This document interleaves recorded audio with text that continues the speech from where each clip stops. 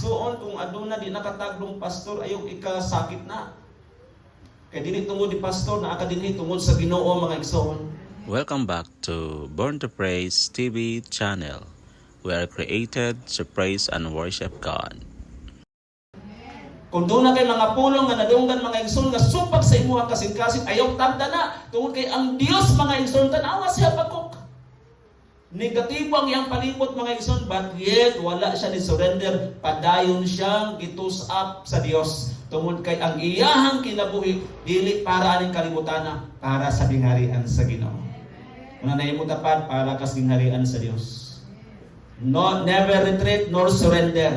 Itawag ka sa Ginoo, dili aksidenteng naakaron dinhi. Papaminawon lagi ka sa kinabuhi nga nagdala nimo mga igsoon dito sa walay katapusan. Duha ka klaseng eternity. Either malaglag ang atong kalag ato tas kinabuhing walay katapusan sa mga pag-antos. Either tungod sa imong pagpursigi sama kang Habakuk ug sa mga katawan sa Ginoo nga nitisipay sa ilang kinabuhi nga nagmadaugon sila adto sila sa gingharian nga walay katapusan nga ang kalipay ug gugma pagkamatinud-ano nagpabilin. This is our design. Muna disenyo nga gihatag sa Dios kanato. Muna inulay mo ta padayon ta igsoon. Padayon tang mga lagad sa Dios. Padayon tang mga lagad sa hari sa tanang mga hari. Ginoo sa tanang mga Ginoo. Bisan unsa pay isulti sa uban. Kay number 1 persecutor nato ang atong pamilya. Ang atong minahal sa kinabuhi nga wa makasabot. Igsoon. Hallelujah. Ingon ani tanawa sa Habakuk mga igsoon. Yang faith sa Ginoo is very strong. Munang challenge din nato mga igsoon nga naa karon dinhi. Let us always disseminate manakod ta sa uban para nga kining gingharian sa Ginoo pwedeng kapuy-an sa imuhang gidasig. Amen. Munang kitang tanan produkto ta, ako produkto ko mga igsoon nga nakatultol ko sa kinabuhi. Gitug-anan ko sa kinabuhi pinaagi sa pulong sa Ginoo. Gamiton ang Dios mga igsoon nga makatultol ka.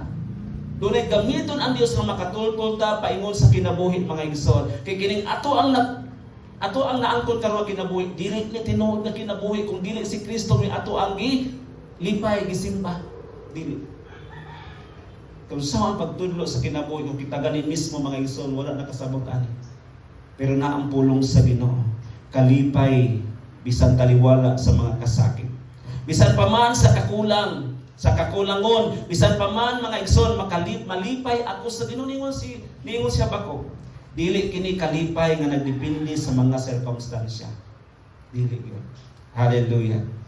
Ikatulong tubag mga igsoon. Giyon sa nato pagkabot sa kinabuhi sa tinuod nga kalipay. Unsaon nato ni pagkabot mga igsoon? Unsaon nato pagkabot ang tinuod nga kalipay? Number 1, pinaagi sa atong relasyon or pakigrelasyon diha kang Kristo. Atong pakigrelasyon diha kang Kristo mga igsoon. Let us open our Bible sa ato ang main verse. John chapter 15. Gikan sa 4 hangtod sa 5.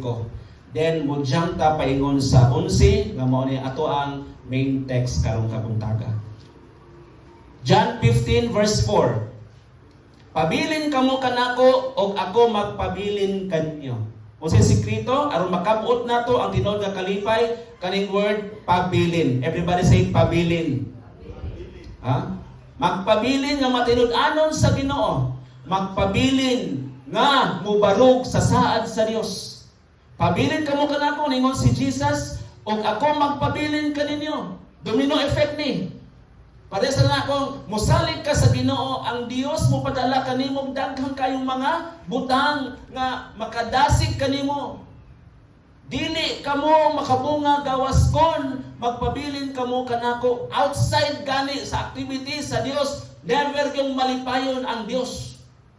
Kay once nga di malipay ang Ginoo mga igsoon, ikaw usab doon na kay gibati sa imong lawas na questionable how ang food makita sa atong pamorma. Makita sa tong pamayhon. Mura ta katong langgam nga nalupos sa ulan, baling gitugnaw. Nangita tag para mainitan ang atong lawas. Hallelujah.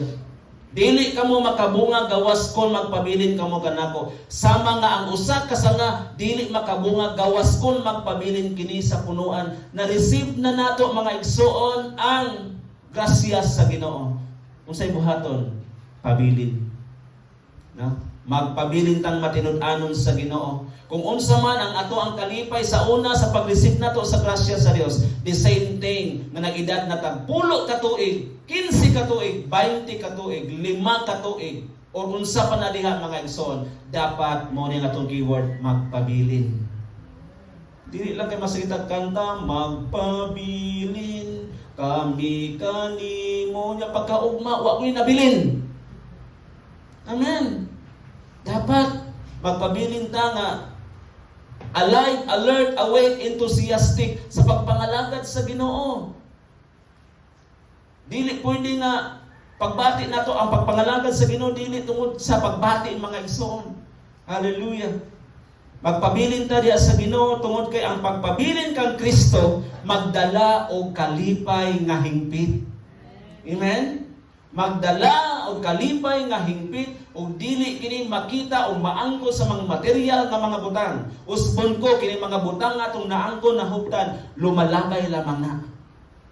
Mao na siya aid nato sa ato ang pagpanginabuhi tungod kay magamit nato ni samtang buhi pata uban kang Kristo mga igsoon. Giunsa unsa nato pagkabot ang kinabuhi gawas sa relasyon kang diha kang Kristo. Ikaduha, pinaagi sa pagsalig. Na? Pinaagi sa pagsalig. Ano pa ni verse?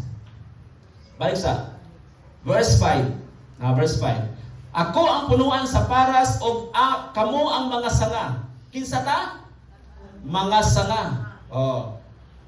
Ano sa ta malaya? Pulungan ta, putlon ta kung magpag-arbutas tong kinabuhi. Nga putlon deta ang magpabilin ka nako og ako diha kaniya mamungag daghan kay kun wala ako wala kamoy mahimo. Ang pagpamunga nagdepende sa pagpamuhat sa Ginoo. Kana kung magpagamit ka. Nay pagtubo mga igsoon sa tong kinabuhi, sa tong kinaiya. Kung sa unang panahon gamay pulong mahigawad ka, kung karon nagyapon mahigawad nagyapon ka, ay questionable na namunga ba dai ka? Wala ka namunga. That means nga gamay pa kay Kristo sa imong kinabuhi. Nay gamay nga Kristo, nay dako nga Kristo, ako'y pinakadako nga Kristo. So kung dili ka maka dungog bagting dayon kag pamuligi, imuha na kay nganuman dili naman na kinaya kang Kristo. Unsay kinaya kang Kristo? Pagka matinud-anon, gugma, kaayo, pagpugong sa kaugalingon. So mo na ang mga Kristohanon nga naa ka Kristo tudluan para nga mo improve kay dili gyud ta mamunga kung di ta mo improve. Sa tong kaugalingon, maglisod ta pamunga mga igsoon. Kung dunay sakit, kung dunay sakit hinumdumi nga ang santol dili mamungag mangga. Amen. Ang mangga is mangga, santol is santol. So kung ikaw naluwas, mamunga ka sa kaluwasan nga para sa Ginoo. Palakpakan nato si Lord mga igsoon. Hallelujah. Number 11. Ingon sa number 11. Gisultihan ko kamo niini aron mabatunan ninyo ang akong kalipay. Unsay purpose niya sa Ginoo nga nang gidukita sa pulong sa Ginoo? Para mabatunan, para maangkon nato ang kalipay sa Dios. Nga once nalipay ang Dios sa imong kinabuhi, hallelujah, makita sa imong dagway. Tanawag mo ng mata sa imong dagway, mata sa imong tapad. Kung malipayon ba na? Malipayon, dili? Malipayon. Palakpak sa Dios. Hallelujah. Kanuman, tungkol kay gidugtong ta mga igsoon diya sa punuan. Amen. Gisultihan ko kamo ningon si Jesus, niini aron mabatunan ninyo ang akong kalipay o mahigpit ang inyong kalipay. Sa ito pa naanay kalipay. Amen. Mahigpit pag yun di ay. Hallelujah. Mahigpit ang kalipay mga igsoon. Kung naa kang Kristo, kung magpabilin ta diha kang Kristo. Dalahay ko na itong buhi na Diyos. Gawas sa relasyon kang Kristo atong makapot mga igsoon ang ikatulo. Kaning pinaagi sa pagserbisyo diha sa gugma. Ikatulo. Ikatulo mga igsoon, pinaagi sa pagserbisyo diya sa gugma sa uban. Ano ra? Buhat chapter 20 verse 35. Diha sa tanan nga akong gihimo, matud pa ni Apostol Paul, gipakita ko kaninyo nga kinahanglan kita maghago. Everybody say maghago. Maunang kung naakas ministry, maghago gyud ka. Maghago kang ari diri, bisag ulan, no, bisan kana usahay ang uban, naiulan di nakaabot dinhi. Pero naayo uban nalupos na naragyapon dinhi. Amen. Ano man kinahanglan maghago, isakripisyo na atong kaugalingon. Kay mauna ang kalipay sa Dios. Amen. Muna kalipay sa Ginoo, kinahanglan tang maghago aron pagtabang sa mga maluyahon. Tabangan di ay itong maluyahon. Nakatong kita kagabon, kita kagbaga nga hangin, akusog nga hangin, baga nga ulan, mahalok na kaso. Mahal na ba kayo pa yung GSC ka? Di sa ko mapil, di ko simbaron. Di ko simbaron. Kaya, umuulan na unya ta. Amen? Tabangan ang maluyahon, uban ang paghinumdum sa giingon sa Ginoong Hesus. Labaw nga bulahan ang paghatag kaysa pagdawat. This is all about giving also. First is, give na to ang atong panahon diya sa Dios. But because of that statement, ako yun nang gibold, lahi nga color. Kay maon ni ang highlight sa giingon ni Apostol Pablo. Labaw nga bulan ang paghatag kaysa pagdawat. This is all about money matters. And even the things, mga igsoon, dito mingon, ako nabilitang bihalad. Romans chapter 12 verse 2. Ano sa to? Akong gihalad, ihalad ninyo imong lawas kalawog espiritu diya sa Ginoo, because this is a reasonable act of worship when hindi na kumuhatag og offering. Tama nili. Naigo bas practice sa buhat chapter 20:35? Wala. So, ang ato ang lawas mga igsoon, number 1 na primary, ang secondary kanang gitawag labaw nga bulahan ang paghatag. So, meaning kung imong lawas na ang gihatag sa 100%, pila ka porsyento? 50% ra. Ano sa mahimong 100%? Kung muhatag ka para sa kingharian sa Dios. Ato ginang ikadalit ng 5 pesos. Ikadalit sa unang panahon mga igsoon, wadyo ko'y kwarta, muhalad ko bisag piso. Why? Because that is a fulfillment of unsay gisaad sa Dios. Siya ro wala bitay pisos balay. Bisan ganyan, patit-patit kag data, makakita kag 5 panahon na ron, di ba? Ihalad sa Ginoo because that is the principle of giving. Kay mas bulahan ang naghatag kaysa nagdawat. Mas panalanginan ka kung muhatag ka, kay kung mudawat ra ka mga igsoon, magpaabot kinsa mo kay muhatag na kuron.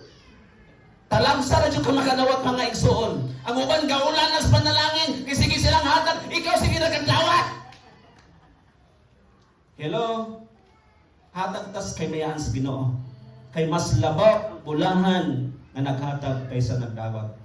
Wala na uban mga igsoon, may ko di ra ko kay kuan manggod ka nang maulaw ko. Dili kinang dawato nimo ni para mapanalanginan ko. Naanay sa una na